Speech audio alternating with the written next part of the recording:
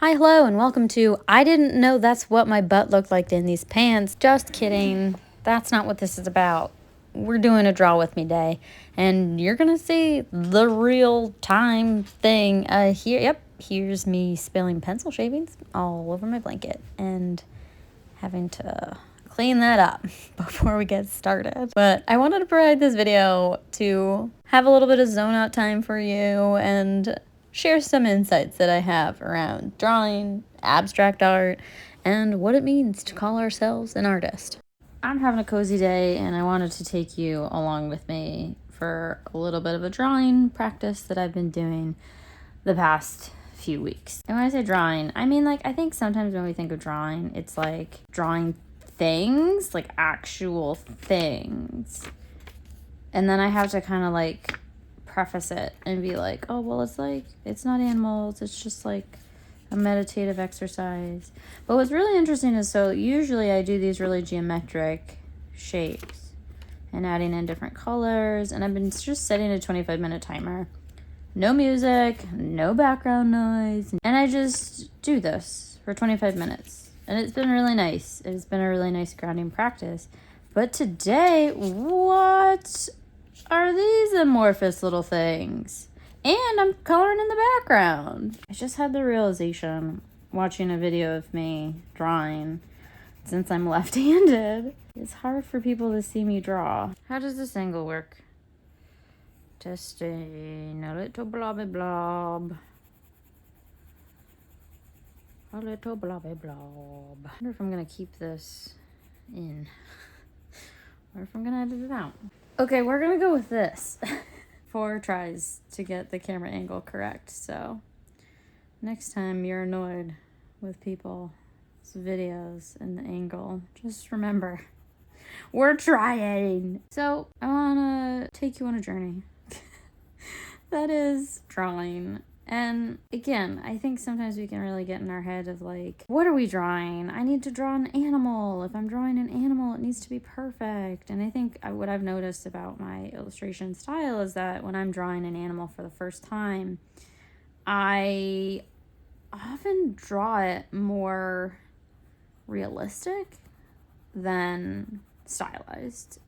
And similar with these, what I like about doing these little drawings, which P.S., this little hexagonal pad of paper, I was a paper sample from a job, maybe in 2013, 2014. So I've had it for over a decade. Just goes to show you that, sometimes those hoarding tendencies really pay off. What I really like about this is that it's a practice of kind of intuitive drawing and getting out of that figurative brain space of what I am drawing has to look like something, it has to make sense, and just letting it happen, kind of seeing what comes to fruition. And I don't know, I also have my own hang-ups with one, I still feel pretty uncomfortable calling myself an artist, especially I feel like abstract art I have always had a challenge with, because I'm well, anyone can do that. And my friend Krishna from Serenade My Soul, she was yeah, people say that, but also, okay, so do it. If people are, I don't know, having that kind of attitude of well, I could do that, it's but are they doing it? And I think maybe that's the difference between an artist and non-artists, is that artists are the people that are doing it, because it does kind of take guts to put ourselves out there, and also not even put ourselves out there in the sense of putting it on the internet or sharing it with other people, even just putting it out there, putting ourselves out there to ourselves, even to acknowledge I want to draw, I want to do pottery, I want to write, I want to do this or that. It's even to just acknowledge that in ourselves, that takes courage, because then I feel our intuition is not going to let that drop.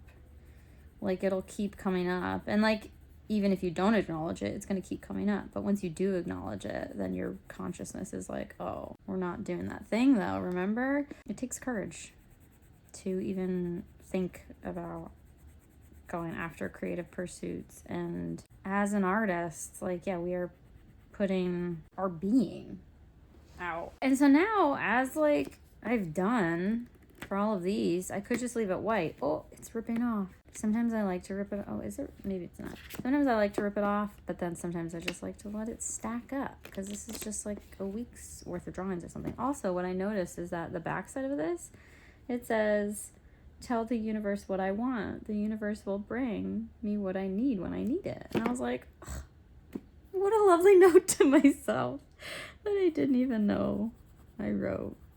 Like, I had no idea that that was there until I saw it this morning. What's interesting about this, filling into these little details, and as you can see, wow, my pencil goes off the page. And it's like, you know, there's gonna be some color overlap. And what if that's okay? Do we really need to be coloring in the lines? What did that teach us? Like, yes, it taught us fine motor skills, but also maybe it instilled in us at an early age perfectionism. And I was, when I the first drawing I did where I was doing the background, I was like outlining like this just to kind of give myself a buffer. And that's kind of what I do with my marker illustrations too, is so that I can be a little bit looser with, like, I do this and then I can be a little bit looser here because it's like, whatever, I already made sure that it's not going to cut too close. But yeah, if there's overlap, whatever. And also, like, yeah, that's not a great curve, so then do it again. And look, I just kind of chopped off part of that shape, but it's, I don't know, what's interesting to me is I notice these things about my work and I'm like, ugh, well, does that mean it's not worth anything or worthwhile? Like, are people gonna see the same thing? Like, oh, people are gonna see that and be like, that's not worth $5, $10, $20, you know? But when I share my work with people, the people who get it are like, oh my God, I love it. So like, why can't we have that same attitude to ourselves? I really wonder how I'm gonna edit this video. Am I gonna keep all these rhyme lanes in? There's this creator on Instagram that I do really like. She shows her like accurate speed, like it's not sped up, her creative process, but then she does edit it a little bit. And I really like watching those videos, even though they're like maybe like 7 or 10 minutes long. So I think that's maybe what I'll try to do with this, is pick out the most interesting pieces of dialogue here to help you on your creative journey. Which I do want this to encourage you to just pick up whatever medium you have. And that can just be ballpoint pen, y'all. Like, man, I used to draw people on the subway. It was just, yeah, my notebook. Not even a sketchbook, but like my notebook and a ballpoint pen.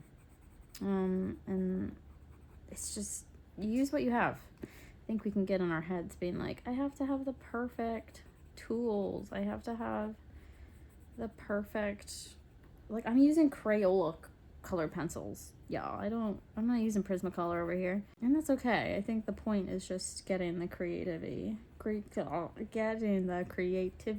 Getting something onto the page. Anything. I think that's really helpful. Should I be talking the whole time? Should I leave spaces? Do you want no talking? I guess if you want to no talking, you could just mute me. And maybe some of you are. I think what I really like about these is the low pressure that they possess. Like, if I mess up, oh well, it's paper and colored pencils. Like, I think that's another downside of like when we invest in like higher quality materials, then it's like, oh my gosh, if I'm not using these materials to the best of my ability, then I'm wasting it. And like, that's not helpful for creativity. It's like, we gotta lower the stakes as much as possible just to get us into a practice. And I really feel like, I don't know, the world would be a better place if we embrace creativity a little bit more, because it is a tender act. It makes us like have quiet time with ourselves. And when do we offer ourselves that?